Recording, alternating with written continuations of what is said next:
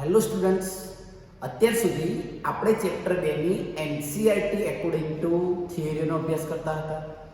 હવે આપણે આ એનસીઈઆરટી એકોર્ડિંગ ટુ તમને કેટલીક આપેલી માહિતીને આધારે તેના કોમ્પિટિટિવ એક્ઝામ એટલે કે જેડબલઈ અને નીટમાં કઈ રીતે એમસીક્યુ પૂછાય અને આ એમસીક્યુને તમે કઈ રીતે કન્સેપ્ટ વાઇઝ સોલ્વ કરી શકો તેની આપણે ચર્ચા કરવાની છે. તો ચેપ્ટર નંબર 2 એટોમિક સ્ટ્રક્ચર એટલે કે પરમાણુવીય બંધારણ. આ પરમાણુવીય બંધારણ ચેપ્ટરની અંદર કયા પ્રકારના એમસીક્યુ અત્યાર સુધી પૂછાયેલા છે અને આ એમસીક્યુને કઈ રીતે સોલ્વ કરી શકાય, એનસીઈઆરટીની થિયરીને કઈ રીતે એમસીક્યુમાં એપ્લાય કરી શકાય તેના વિશે આજે આપણે શીખીશું.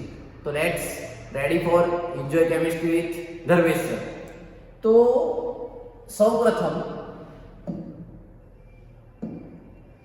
કયા ક્વોન્ટમાંક કક્ષક SPDF ને રજૂ કરે છે? કયા ક્વોન્ટમાંક SPDF ને રજૂ કરે છે? તો આપણને યાદ છે કે કક્ષકોને રિપ્રેઝન્ટ કરતો ક્વોન્ટમાંક કયો? તો ક્વોન્ટમાંક L, જેને આપણે કયા ક્વોન્ટમાંક તરીકે ઓળખતા હતા? તો ગૌણ ક્વોન્ટમાંક અથવા એક્ઝ્યુમેથિયલ ક્વોન્ટમાંક અથવા કોણીય વેગમાન ક્વોન્ટમાંક તરીકે ઓળખવામાં આવતો હતો. એટલે ગૌણ ક્વોન્ટમાંક એ શું રજૂ કરે છે? તો કક્ષક રજૂ કરે છે. માટે આન્સર આવશે સી, L. એટલે કે આપણે ગૌણ ક્વોન્ટમાંકને L તરીકે રજૂ કરીએ છીએ. ત્યારબાદ સેકન્ડ લખે છે કે જો ક્વોન્ટમાંકની અંદર n બરાબર 6 છે, એનો મીનિંગ કે મુખ્ય ક્વોન્ટમાંક 6 થયો. ત્યારબાદ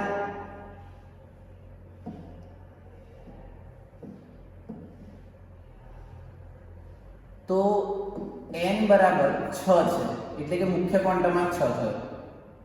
l બરાબર 1 છે. યાદ કરો, l બરાબર 0 હોય તો s, 1 હોય તો p, 2 હોય તો d અને 3 હોય તો f. તો l બરાબર 1 છે એટલે p કક્ષક થઈ તો 6p. ત્યારબાદ m બરાબર 0 છે. m બરાબર કેટલા છે? 0. તો m બરાબર 0 હોય તો p બરાબર, ચલો m નું સૂત્ર શું હતું? તો -l થી લઈ અને પ્લસ. તો l બરાબર આપણા જોડે કેટલા છે? તો 1. તો -1, 0 અને +1 ત્રણ કક્ષકો આવે. -1, 0 અને +1. તો m બરાબર 0 હોય ત્યારે તેની અંદર મહત્તમ કેટલા ઇલેક્ટ્રોન સમાઈ શકે? 2. અને કોઈ પણ કક્ષકમાં વધુમાં વધુ 2 જ ઇલેક્ટ્રોન સમાય એટલે આન્સર આવશે. તો પહેલા આપણે મુખ્ય ક્વોન્ટમાંક લખ્યું, ત્યારબાદ ગૌણ ક્વોન્ટમાંક ડિસાઈડ કર્યો, ત્યારબાદ ચુંબકીય ક્વોન્ટમાંકને આધારે 0 મૂલ્ય ધરાવતી કક્ષકમાં કેટલા ઇલેક્ટ્રોન છે તે ડિફાઇન કર્યા. તો કક્ષક પૂછી હોય તો એક આન્સર આવે અને ઇલેક્ટ્રોન પૂછ્યા છે એટલે આન્સર આવશે 2. ત્યારબાદ કે કક્ષામાં 2 ઇલેક્ટ્રોન રહેલા હોય તો તે કયા ક્વોન્ટમાંક દ્વારા જુદો પાડી શકાય? ઇન્ટરેસ્ટિંગ સવાલ છે. પહેલા તો આપણને ખબર છે કે n મુખ્ય ક્વોન્ટમાંક બરાબર 1 હોય તો એને k કક્ષા કહેવાય, 2 હોય તો l કહેવાય, 3 હોય તો m કહેવાય અને 4 હોય તો n કહેવાય. પહેલી કક્ષા, બીજી કક્ષા, ત્રીજી કક્ષા અને ચોથી કક્ષા, k, l, m અને n. હવે વિચારવામાં આવે કે k કક્ષા. ચલો k કક્ષા એટલે પહેલી કક્ષા. પહેલી કક્ષામાં કયું આવે? તો 1s એટલે કે એક જ કક્ષક આવે. એક જ કક્ષકને અલગ કરવા માટે કયો ક્વોન્ટમાંક જોઈએ? તો આપણને કહ્યું છે કે n બરાબર તમને મળે 1, s કક્ષક છે એટલે l બરાબર મળશે 0 અને l બરાબર 0 હોય તો m બરાબર પણ 0 આવે. તો આ તો ત્રણે ત્રણ જે જુદા પાડતું નથી. પણ યાદ કરો, સ્પિન ક્વોન્ટમાંક s નું સૂત્ર હતું કે જો ઘડિયાળની દિશામાં હોય તો +1/2, ઘડિયાળની વિરુદ્ધ દિશામાં હોય તો -1/2. એટલે એક જ કક્ષકમાં રહેલા 2 ઇલેક્ટ્રોનને જુદા પાડવા માટે સ્પિન ક્વોન્ટમાંકનો ઉપયોગ કરવામાં આવે છે. ખાસ સમજવું, ટ્વિસ્ટ કર્યો છે પણ છે કન્સેપ્ટ ઈઝી. તમે જે શીખ્યા છો એને જ એપ્લાય કરવાનું છે. ત્યારબાદ સૌથી ભારે કણ કયો? એકદમ ઇન્ફોર્મેશન વાળી વાત. તમે વિચારવામાં આવે કે પ્રોઝિટોન તો અપરમાણુય કણ છે જેને મૂળભૂત કણ ગણતા નથી. ફોટોન અપરમાણુય કણ છે પણ મૂળભૂત કણ ગણતા નથી. એટલે આ કણો તો મૂળભૂત કણોની સરખામણીમાં નથી એટલે એના તો ઓછા જ આવશે. ત્યારબાદ બે વસ્તુ છે, પ્રોટોન અને ન્યુટ્રોન. તો તમને ખબર છે તેમ પ્રોટોન કરતા ન્યુટ્રોનનું દળ થોડું વધુ જોવા મળે છે, જેની અંદર આપણે થિયરિકલ શીખેલા છીએ કે પ્રોટોનના પરમાણુ એટલે કે દળ કરતા ન્યુટ્રોનનું દળ હંમેશા કેવું જોવા મળે છે, તો વધુ જોવા મળે છે. આગળ વાત કરીએ 4D. ચલો 4D એ શું રિપ્રેઝન્ટ કરે છે? ક્વેશ્ચન એવું પૂછે છે કે 4D કક્ષક માટે ક્વોન્ટમ આંકનો સાચો સેટ ગણાવો. તો 4D ની અંદર 4 રજૂ કરે છે મુખ્ય ક્વોન્ટમ આંક. ત્યારબાદ ફરીથી D હોય તો આપણને ખબર છે 0 હોય તો S, 1 હોય તો P અને 2 હોય તો D. તો L બરાબર કેટલા મળ્યા? તો 2. મુખ્ય ક્વોન્ટમ આંક 4 મળ્યો, ગૌણ ક્વોન્ટમ આંક 2 મળ્યો. તો બે વસ્તુ મળી ગઈ. ચલો આ બે ઓપ્શન ધરાવતા એવા કયા? તો પહેલામાં 4 છે, 3 છે એટલે આ ઓપ્શન ના આવે. 4 છે, 3 છે, આ ઓપ્શન ના આવે. 4 છે, 2 છે, એક ઓપ્શન આ હોઈ શકે અથવા એક ઓપ્શન આ હોઈ શકે. ત્યારબાદ D ની કક્ષક કેટલી? 1 2 3 અને 4. તો 5 ઇલેક્ટ્રોન આવે. એટલે ઇલેક્ટ્રોન સમાયેલા હોય તો ત્યારે એનું મૂલ્ય ક્યારેય 0 ના થાય. કાં તો ઉપરની બાજુ હોય તો +1/2 આવે, નીચેની બાજુ હોય તો -1/2 આવે. ક્યારેય પણ તેનું મૂલ્ય 0 થાય નહીં. એટલે ડી ઓપ્શન પડશે ખોટો, સાચો આન્સર છે ડી. ફરીથી વિદ્યાર્થી મિત્રો ખાસ યાદ રાખજો, 4 એ દર્શાવે છે મુખ્ય ક્વોન્ટમ આંક. તો પહેલા જોઈ લો 4 વાળા કેટલા છે? બધા છે. આને કહેવાય વિકલ્પ નિવારણ પદ્ધતિ. ડી હોય તો આપણને કહ્યું કે L બરાબર 0 તો S કક્ષક, 1 હોય તો P કક્ષક અને 2 હોય તો D કક્ષક. તો L બરાબર 2. ત્યારબાદ વિચારવામાં આવે ચોથો ક્વોન્ટમ આંક, જેને આપણે કહીએ છીએ સ્પિન ક્વોન્ટમ આંક. સ્પિન ક્વોન્ટમ આંકનું મૂલ્ય કાં તો +1/2 હોય કાં તો -1/2 હોય, ત્યારે 0 હોય નહીં. એટલે આન્સર કયો આવ્યો? B. ત્યાર પછી નીચેમાંથી સમ ઇલેક્ટ્રોનીય ઘટક કયો છે? હવે સમ ઇલેક્ટ્રોનીય કોને કહેવું? તો જેની અંદર ઇલેક્ટ્રોન સમાન હોય તેને સમ ઇલેક્ટ્રોનીય કહે છે, અથવા તેને આઇસો ઇલેક્ટ્રોનિક તરીકે ઓળખવામાં આવે છે.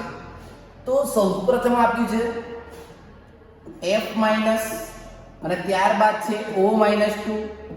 ફ્લોરિનની અંદર પરમાણુ ક્રમાંક 9 છે. તટસ્થ પરમાણુ માટે જેટલો પરમાણુ ક્રમાંક એટલા જ ઇલેક્ટ્રોન, પણ જો ઋણ વીજભાર હોય તો તેટલા ઇલેક્ટ્રોન ઉમેરવા પડે, અને ધન વીજભાર હોય તો એટલા ઇલેક્ટ્રોન દૂર કરવા પડે. કેમ કે ઋણ વીજભારનો મીનિંગ થાય છે તેણે ઇલેક્ટ્રોન મેળવ્યા, ધન વીજભારનો મીનિંગ થાય છે તેણે ઇલેક્ટ્રોન ગુમાવ્યા. -1 છે, ચલો 9 ની અંદર 1 ઉમેરો એટલે કેટલા થશે? તો ટોટલ 10 ઇલેક્ટ્રોન. ત્યારબાદ O-, ચલો ઓક્સિજનનો પરમાણુ ક્રમાંક 8 છે, 2 ઇલેક્ટ્રોન મેળવ્યા 10. માટે તમે કહી શકો કે બંનેમાં 10 ઇલેક્ટ્રોન છે. આથી ત્યાં આન્સર આવશે. પણ કોમ્પિટિટિવ એક્ઝામ એવું કહે છે માત્ર તમે આન્સરને ટેલી ના કરો, પરંતુ બાકીના કેમ નથી આવતા તે પણ તમને ખબર હોવી જોઈએ. તો ફ્લોરિન, ચલો F- છે, હમણાં જ શીખ્યા, એના થશે 10, પણ ઓક્સિજન પર કોઈ વીજભાર નથી એટલે 8 પરમાણુ ક્રમાંક જેટલા. એટલે આ ઓપ્શન આવશે નહીં. ફ્લોરિન F- તો 10, પણ O+ નો મીનિંગ થાય તેને ઇલેક્ટ્રોન ગુમાવ્યો, 8 માંથી 1 ગુમાવે એટલે કેટલા થઈ જાય? 7. ઓપ્શન આવશે નહીં. F- ફરીથી 10 ઇલેક્ટ્રોન, પણ O2+2 નો મીનિંગ થાય એને 2 ઇલેક્ટ્રોન ગુમાવ્યા, 8 માંથી 2 ગુમાવે તો આવે 6. તો આ ઓપ્શન પણ આવશે નહીં. એટલે ઓપ્શન A કેવો છે? રાઈટ છે. તો સમ ઇલેક્ટ્રોનિક ઘટકોને આ રીતે દર્શાવી શકાય, જેને આઇસો ઇલેક્ટ્રોનિક તરીકે પણ ઓળખવામાં આવે છે. ત્યારબાદ ચુંબકીય ક્વોન્ટમ આંક -3 હોય તો મુખ્ય ક્વોન્ટમ આંક n કયો હોઈ શકે? સરસ ક્વેશ્ચન છે. ચુંબકીય ક્વોન્ટમ આંક ml બરાબર -3 છે. ચલો -3 હોય તો -3 આવે, -2 આવે, -1 આવે, 0 આવે, +1 આવે, +2 આવે અને +3 આવે. તો અહીંયા ટોટલ 7 મૂલ્યો મળ્યા, અને 7 મૂલ્યો ધરાવતી ટોટલ તમને મળે છે 7 મૂલ્યો. હવે 7 મૂલ્યો ધરાવતી કક્ષક કઈ આવે? તો આપણને ખબર છે કે 7 ક્યારે પોસિબલ છે? જ્યારે F કક્ષક હોય ત્યારે. કઈ કક્ષક હોય ત્યારે શક્ય છે? તો F કક્ષક હોય ત્યારે શક્ય છે. અને F કક્ષકનું લઘુત્તમ મૂલ્ય કેટલું? 4. યાદ કરો, શીખવાડ્યું S કક્ષકનું લઘુત્તમ મૂલ્ય 1, P કક્ષકનું એની અંદર મુખ્ય ક્વોન્ટમ આંક 1 હોઈ શકે, પછી P કક્ષકમાં મુખ્ય ક્વોન્ટમ આંક 2 થી જ શરૂ થાય, D કક્ષકમાં મુખ્ય ક્વોન્ટમ આંક 3 થી જ શરૂ થાય, અને F એ 4 થી જ શરૂ થાય. તે પહેલા આવે નહીં. એટલે તમે અહીંયા કહી શકો છો કે -3 હોય ત્યારે 4 આવે. યાદ રાખજો -3 હતા 4 આવ્યા. સપોઝ અહીંયા -2 હોત તો કેટલા આવે? તો 3. -1 હોત તો કેટલા આવે? તો 1 મુખ્ય ક્વોન્ટમ હોઈ શકે છે. ત્યારબાદ કઈ બાબતમાં સાચી નથી? કઈ બાબતમાં કક્ષક સાચી નથી? ચલો n બરાબર, તો તમને અહીંયા આપી છે કે n બરાબર કેટલા છે? 4. n બરાબર 4 છે, l બરાબર 2 છે અને m બરાબર 0 છે. તો n બરાબર 4 હોય એટલે મુખ્ય ક્વોન્ટમ 4 થયો. l બરાબર 0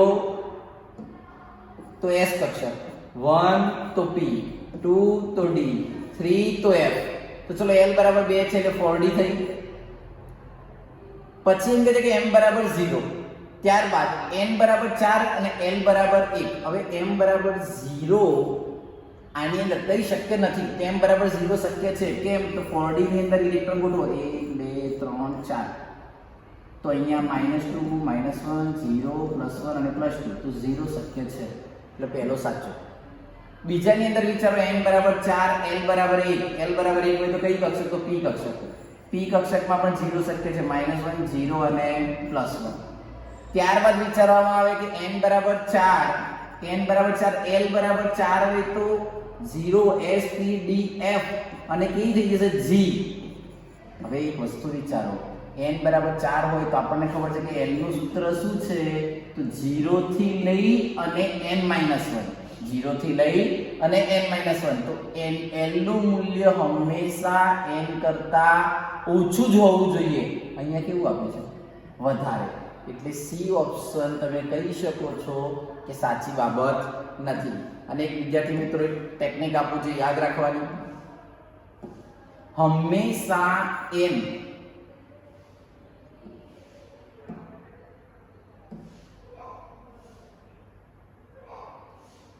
હંમેશા માટે n નું મૂલ્ય, કોનું મૂલ્ય?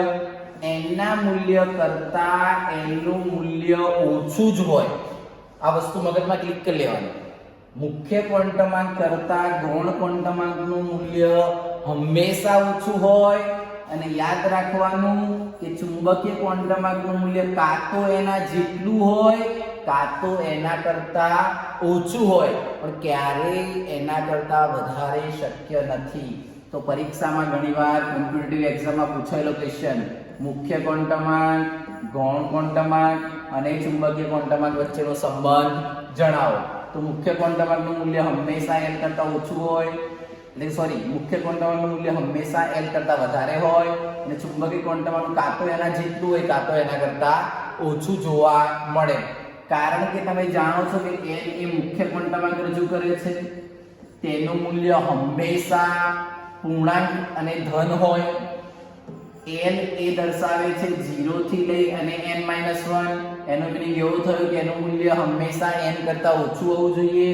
અને ચુંબકીય ક્વોન્ટમાંક દર્શાવે છે -l થી લઈ અને +l, એટલે કાં તો એના જેટલું કાં તો એના કરતા ઓછું, પરંતુ એનાથી વધુ શક્ય છે નહીં. તો આ નોટ કરી લેવું કે મુખ્ય ક્વોન્ટમાંક હંમેશા ગૌણ ક્વોન્ટમાંક કરતા વધુ હોય અને ચુંબકીય ક્વોન્ટમાંક કાં તો એના જેટલો હોય કાં તો એના કરતા ઓછું હોય. તો આવા MCQ તમે ઈઝી રીતે સોલ્વ કરી શકો. તો આ ટેકનિક હતી કે જે તમે MCQ માં JEE નીટની અંદર એપ્લાય કરી શકો છો. ત્યારબાદ રુથરફોર્ડનો પ્રયોગ એ પુરવાર કર્યું. ઇન્ફોર્મેશન બાબત છે જે થિયરિકલ તમે ભણ્યા છો. ચલો, રુથરફોર્ડે શું પુરવાર કર્યું? ઇલેક્ટ્રોન શોધ્યો તો ના. પ્રોટોન શોધ્યો તો ના. પરમાણુ વિશે માહિતી આપી હતી તો માહિતી આપી, પણ પરમાણુ એને નતો શોધ્યો. એણે પરમાણુનું કેન્દ્ર બતાવ્યું, કારણ કે તેને સોનાના વરખ પર આલ્ફા કણના પ્રક્રિયનનો પ્રયોગ કરી અને પરમાણુનું મોટા ભાગનું દળ તેના કેન્દ્રમાં છે અને તેની ત્રિજ્યા 10⁻15 મીટર છે એવી બાબત આપી હતી. એટલે આન્સર આવશે પરમાણુ કેન્દ્ર. ત્યારબાદ n કક્ષામાં રહેલા મહત્તમ સંખ્યાના શક્તિ સ્તર કક્ષકો માટે ઇલેક્ટ્રોનની સંખ્યા કેટલી છે? જો n કક્ષા પૂછી છે, પહેલા તો તમને એ ખબર પડવી જોઈએ કે જો n મુખ્ય ક્વોન્ટમાંક n અને n કક્ષા બંને અલગ અલગ છે. જો 1 હોય તો k કક્ષા, 2 હોય તો l કક્ષા, 3 હોય તો m કક્ષા અને 4 હોય તો n કક્ષા. તો 4 ની વાત કરીએ તો 4 હોય ત્યારે મહત્તમ શક્તિ સ્તર કેટલા થાય? તો પહેલા તો આન્સર આવે 4. ત્યારબાદ પૂછે છે કક્ષકો કેટલી? તો કક્ષક શોધવાનું સૂત્ર યાદ કરો, શું શીખવાડ્યું હતું? n square. n સ્ક્વેર એટલે 4, 4 નો વર્ગ કેટલો થશે? તો 16. ઇલેક્ટ્રોન શોધવાનું સૂત્ર શું શીખવાડ્યું હતું? તો 2n સ્ક્વેર. 16 ના ડબલ કેટલા થઈ જશે? 32. એટલે આન્સર આવશે 4, 16 અને 32. યાદ રાખજો, n કક્ષા એટલે ચોથી કક્ષા.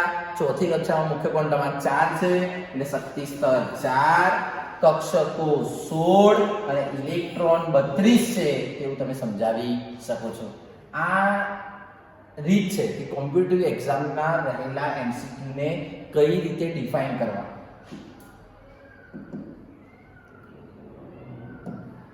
ત્યારબાદ કયો ક્વોન્ટમ શક્ય નથી? ઘણીવાર એમસીક્યુ માં પૂછાય છે. ખાસ આ એમસીક્યુ ને સોલ્વ કરવાની એક જ રીત હમણાં તમને શીખવાડી દે. મુખ્ય ક્વોન્ટમ કરતા ગૌણ ક્વોન્ટમ ઓછો હોય અને ચુંબકીય ક્વોન્ટમ કાં તો એના જેટલું હોય કાં તો એના કરતા ઓછું હોય.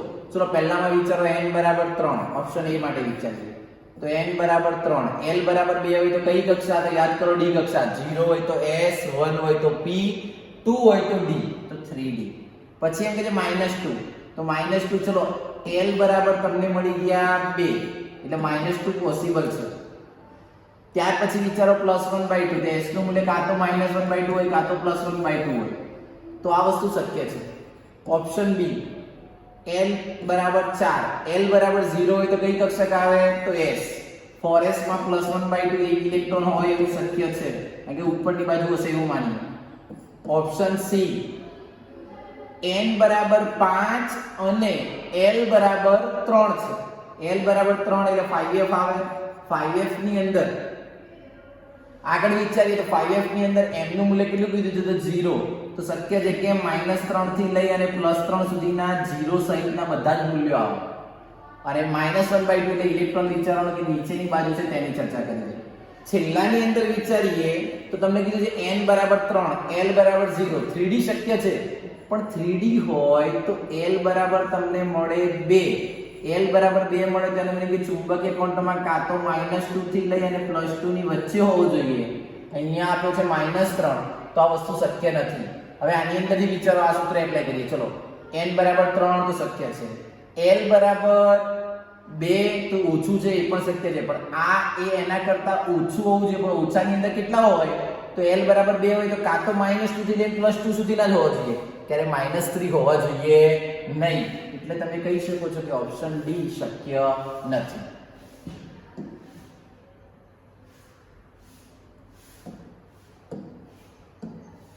ત્યાર પછી બિન દિશાકીય કક્ષક કઈ છે?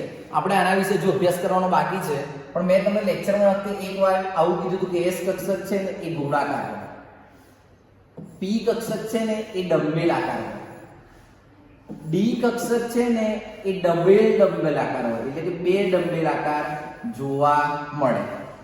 તો દિશાકીય કઈ નથી. તો આ દિશા દર્શાવે, આ દિશા અક્ષ ઉપર દોરીએ તો તમે કહી શકો છો કે આ દિશા રજૂ કરે છે. આ પણ જો અક્ષ ઉપર રજૂ કરવામાં આવે તો તમે કહી શકો છો કે આ પણ દિશા રજૂ કરે છે, પણ આ તો ગોળાકાર છે, આની કોઈ દિશા ફિક્સ ના હોય. એટલે આન્સર કયો આવશે? 3s. s કક્ષક એ દિશાકીય કક્ષક એટલે કે બિન દિશાકીય છે, દિશાકીય નથી. આગળ રુથરફોર્ડના પ્રયોગે પુરવાર શું કર્યું? તો હમણાં જ શીખ્યા, પરમાણુનું કેન્દ્ર. કઈ જોડી આઇસો ઇલેક્ટ્રોનિક છે? ફરીથી એનું એ જ આઇસો ઇલેક્ટ્રોનિક કોને કહેવાય? તો જેમાં ઇલેક્ટ્રોનની સંખ્યા સમાન હોય તેને આઇસો ઇલેક્ટ્રોનિક તરીકે ઓળખવામાં આવે છે. હવે આઇસો ઇલેક્ટ્રોનિકની અંદર સૌથી પહેલી વસ્તુ વિચારીએ તો ClO2- આપણને ખ્યાલ છે તેમ ઇલેક્ટ્રોન કઈ રીતે ડિફાઇન કરવાના? તો તટસ્થ પરમાણુ માટે જેટલા પ્રોટોન એટલા જ ઇલેક્ટ્રોન. તો પહેલાની અંદર વિચારીએ, આપણે ડાયરેક્ટ આન્સર માટે વાત કરીએ D. તો Cl ના ઇલેક્ટ્રોન કેટલા થશે? તો 17. ત્યારબાદ ઓક્સિજન કેટલા છે? 2. તો 2 ગુણ્યા ઓક્સિજનનો પરમાણુ ક્રમાંક કેટલો થાય? તો 8. અને માઈનસ નો મીનિંગ થાય કે તેણે એક ઇલેક્ટ્રોન મેળવ્યા. ટોટલ સરવાળો કરો કેટલા થશે? તો તમે એવું કહી શકો છો કે 17 + 8 = 17 + 16 + 1 એટલે થશે 34 ઇલેક્ટ્રોન. કેટલા ઇલેક્ટ્રોન આવશે? તો 34 ઇલેક્ટ્રોન આવે છે. હવે એની અંદર વાત કરીએ બીજા ClF2. તો ક્લોરીન, તેના માટે વિચારવામાં આવે તો ક્લોરીન ની અંદર એક Cl છે, એક Cl છે ને ત્યારબાદ એક મિનિટ, એક Cl સમૂહ રહેલો છે જેની અંદર ક્લોરીન.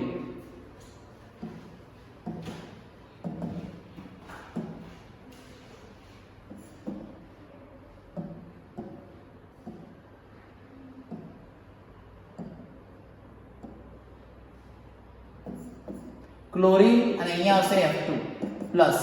તો ચલો ક્લોરીન ના કેટલા થાય? 17.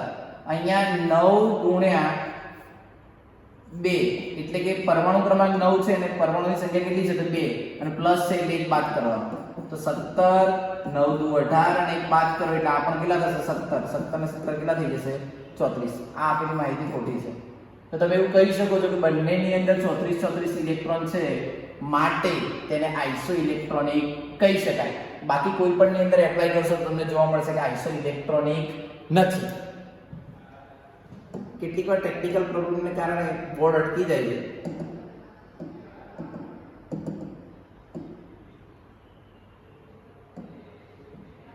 હવે ત્યારબાદ વિચારવામાં આવે 2p કક્ષકમાં રહેલા ઇલેક્ટ્રોન માટે કેટલા ઇલેક્ટ્રોન સ્પિન ક્વોન્ટમ આંક -1/2 ધરાવે? ઇન્ટરેસ્ટિંગ સવાલ છે.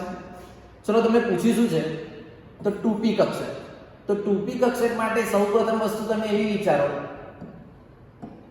કે 2p કક્ષકની અંદર 2p કક્ષક p ની અંદર કેટલી કક્ષકો રહેલી હોય? 3. કેટલા મૂલ્યો શક્ય છે? તો -1/2, 0 અને +1/2. કયો ક્વોન્ટમ આંક?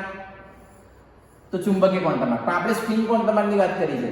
તો ચલો ઉપરની બાજુ હોય તો +1/2, ઉપરની બાજુ હોય તો +1/2, ઉપરની બાજુ હોય તો +1/2. પણ આપણને શું પૂછ્યું છે?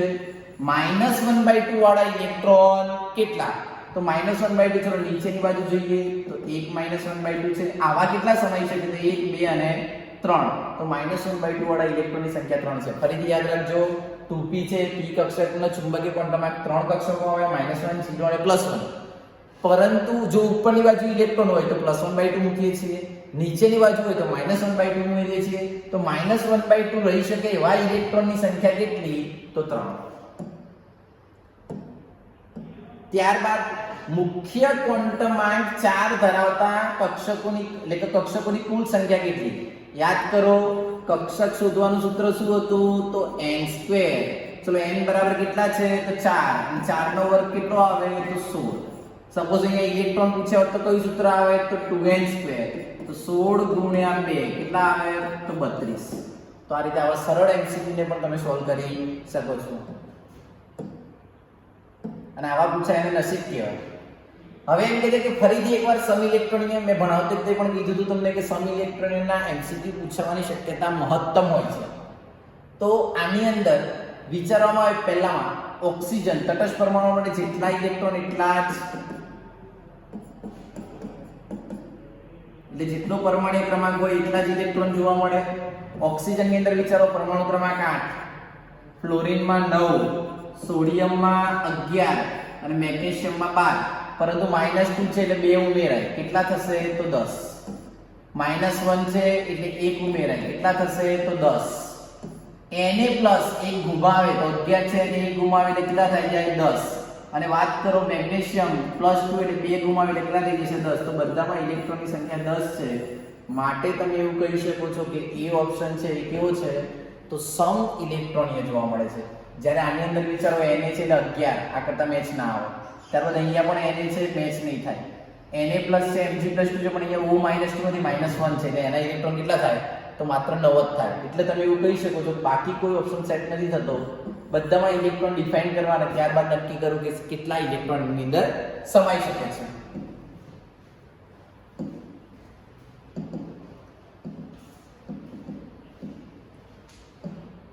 તો ત્યારબાદ વિચારીએ ડી કક્ષકમાં કોણીય વેગમાનનું મૂલ્ય કેટલું થાય? તો ડી કક્ષકમાં કોણીય વેગમાન શોધવાનું સૂત્ર શું? આપણે આ બોર્ડ લેવલે નથી શીખ્યા પણ એમસીક્યુ માટે આઈએમપી છે. આ વસ્તુ તમે તમારા JEE નીટના ચોપડામાં નોટ કરશો કે કોણીય વેગમાનનું સૂત્ર શું. તો કોણીય વેગમાન બરાબર √L * L + 1 * h કટ. આ એનું સૂત્ર છે. નોટ કરવું. એનસીઈઆરટી માં આપેલું નથી પણ JEE નીટના કન્સેપ્ટમાં પૂછાય છે. જ્યાં L એ શું રિપ્રેઝન્ટ કરે છે? તો ગૌણ ક્વોન્ટમ રજૂ કરે છે. બીજી વસ્તુ h કટ એ શું રજૂ કરે છે? તો h/2π. h કટ એ શું રજૂ કરે છે? h/2π. જ્યાં h એ પ્લાન્ક અચળાંક રજૂ કરે છે. પાઈ નું મૂલ્ય 3.14 હોય અને 2 તો તમને ખબર જ છે કે 2 થાય. હવે કઈ કક્ષક માટે વિચાર્યું છે? તો ડી કક્ષક. ચલો યાદ કરો. L બરાબર 0 તો 1 0 તો S કક્ષક, 1 તો P કક્ષક, 2 તો D કક્ષક. તો ચલો D કક્ષક આપી છે એટલે L બરાબર કેટલા મૂકી દેવાના? 2 + 2 1 અને h કટ 3 3 × 6 તો √6 h કટ. તો આ તમારો આન્સર છે √6 h કટ. તો જ્યારે પણ તમને કક્ષીય કોણીય વેગમાન પૂછે ત્યારે કયું સૂત્ર વાપરશો? તો કક્ષકીય કોણીય વેગમાન બરાબર √L * L + 1 * h કટ. આ વસ્તુને આપણે સ્ક્રીનશોટ લઈ અને નોટ કરીશું. ત્યારબાદ નીચે આપેલા ક્વોન્ટમ નંબર માટે કક્ષકોની મહત્તમ સંખ્યા કેટલી? ચલો n બરાબર 3, l બરાબર 1 તો 3 અને p કક્ષક છે એટલે l બરાબર 1 છે એટલે p. ત્યારબાદ m બરાબર 0 તો p કક્ષક હોય તો 3 મૂલ્યો શક્ય છે -1 0 અને +1. ચલો m બરાબર 0 આપે તો m બરાબર 0 ધરાવતી કક્ષકની સંખ્યા કેટલી? 1. મોટા ભાગના છોકરાઓ આની અંદર 3 4 એવા ઓપ્શન ટિક કરીને આવશે પણ યાદ રાખજો 3 મૂલ્ય આપે છે. તમને એમ કે આ સોસાયટીમાં ઘર કેટલા? તમે કહો 100. પછી કે આ લાઈનમાં કેટલા? તો 10. પણ આ લાઈનની અંદર આ ભાઈ ધરાવતા ઘર કેટલું? તો એક જ આવે.